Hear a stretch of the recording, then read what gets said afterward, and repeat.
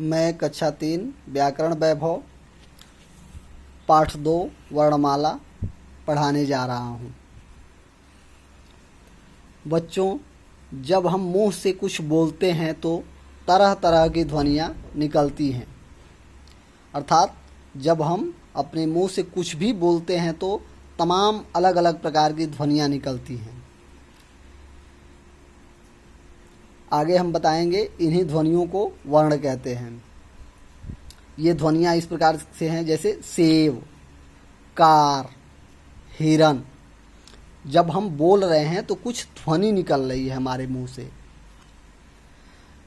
आइए देखते हैं इन शब्दों को बोलने पर कौन कौन सी ध्वनियाँ निकलती हैं। जैसे हम सेव बोल रहे हैं तो सेव बोलते समय कौन कौन सी ध्वनि निकल रही है यह हम देखते हैं। स धन ए धन ब धन अ, यह 4 ध्वनि हमारे मुंह से निकल रही है, तब यह सेव हम बोल पा रहे हैं। उसी प्रकार से कार, क धन आ धन र धन अ, कार बोलते समय भी 4 ध्वनियाँ निकल रही हैं।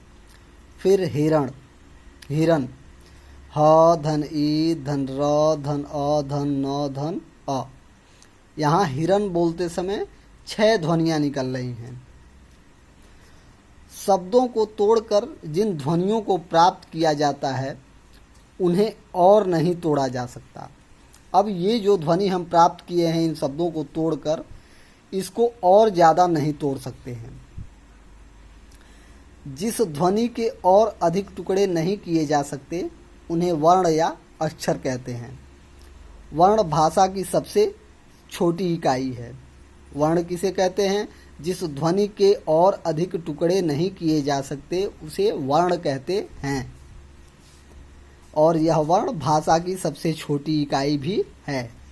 वर्णों के प्रकार, यह वर्ण कितने प्रकार के होते हैं? वर्ण 2 प्रकार के होते हैं, पहला स्वर और दूसरा व्यंजन। पहला स्वर के विषय में जानें। जिन वर्णों के उच्चारण में किसी दूसरे वर्ण की सहायता नहीं लेनी पड़ती है और जिसका प्रयोग मात्रा के रूप में भी किया जाता है उन्हें स्वर कहते हैं। हिंदी में कुल 11 स्वर हैं। अर्थात जिन वर्ण के उच्चारण में किसी दूसरे वर्ण की सहायता नहीं लेनी पड़ती है उन्हें हम स्वर कहते हैं। जैसे जो स्वर होते हैं ये 11 होते हैं। अ, आ, ई, उ, री, ए, ओ और औ।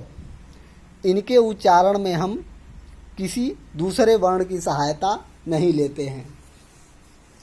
ये सब स्वर कहलाते हैं।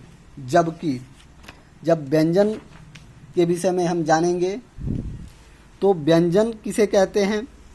व्यंजन जिन वर्णों के उच्चारण में स्वरों की सहायता लेनी पड़ती है उन्हें व्यंजन कहते हैं। हिंदी में कुल 33 व्यंजन हैं। अब देखिए, स्वर के उच्चारण में किसी वर्ण की आवश्यकता हमें नहीं पड़ी, जबकि व्यंजन के उच्चारण में स्वर की आवश्यकता पड़ती है। जैसे ये जो ग लिखा हुआ है, यहाँ यदि हम ग का उच्चारण करते हैं तो इसमें ग में अ स्वर लगा हुआ है, तब यह ग का हम उच्चारण कर रहे हैं। यह अ यदि न हो तो यह ग आधा रह जाता है, यह पूरा ग नहीं बन पाता है। अर्थात व्यंजन के उच्चारण में हमें स्वर की सहायता लेनी पड़ती है। अब यह व्यंजन जो 33 हैं वे कौन कौन से हैं? क, ख, ग, घ, अंग, च, छ, ज, झ, य, ट, ठ, ड, ढ, ड़, त, थ, द, ध, न, प, फ, ब, भ, म, य, र, ल, व, स, ख, स, ह। ये 33 व्यंजन होते हैं। सभी स्वर और व्यंजन एक विशेष क्रम में लिखे गए हैं। ये जो स्वर अ, आ, ई इत्यादि हमने अ तक बताया था और क से ह तक जो व्यंजन है यह सभी एक विशेष क्रम में रखे जाते हैं। सही क्रम में लिखे गए वर्णों के समूह को वर्णमाला कहते हैं। इनके समूह को अर्थात स्वर से लेकर व्यंजन तक जो कुछ भी बताया गया है, यही इनका सही क्रम ही वर्णमाला कहलाता है। यह भी जानें,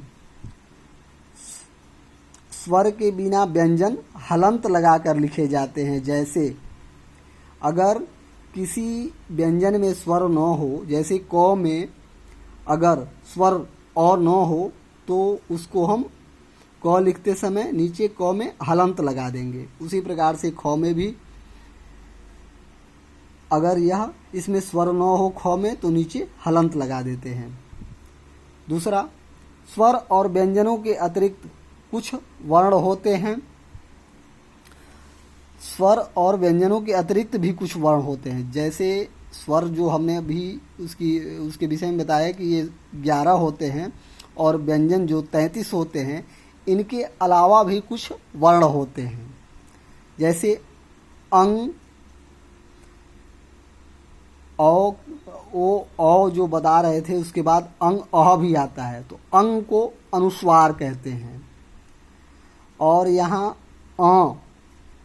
अ जिसका प्रयोग शब्द में करते समय हम चंद्र बिंदी लगा देते हैं, अ को अनुनासिक और अह को विसर्ग कहते हैं। उसके बाद संयुक्त व्यंजन, ये तो स्वर हो गए, अनुस्वार, अनुनासिक और विसर्ग। इसके बाद संयुक्त व्यंजन छ, त्र, ज्ञ, स्र, इनमें एक से अधिक वर्ण होते हैं। यह संयुक्त व्यंजन इसलिए कहे जाते हैं कि इन अक्षरों में, इन वर्णों में एक से अधिक वर्ण होते हैं। जैसे छ में क, श, अ, यह 3 वर्ण मिलकर छ बनता है। उसी प्रकार से त्र, त, धन, र, धन, अ, इसमें भी 3 वर्ण मिला हुआ है तो त्र। फिर ज्ञ में ज, धन, ञ, धन, अ, ज्ञ। फिर स्र में स, धन, र, धन, अ, इसमें भी 3 वर्ण मिले हुए हैं। उसके बाद आता है आगत वर्ण। आगत वर्ण जिनका प्रयोग हम अंग्रेजी के कुछ शब्दों में करते हैं, जैसे आ, य, फ। जैसे कॉलेज, डॉक्टर में आ आगत वर्ण, ज में जहाज और फ कॉफ़ी। इस प्रकार से इस पाठ में हमने क्या क्या जाना, जानने की बारी। जिस ध्वनि के और अधिक टुकड़े नहीं हो सकते उसे वर्ण कहते हैं।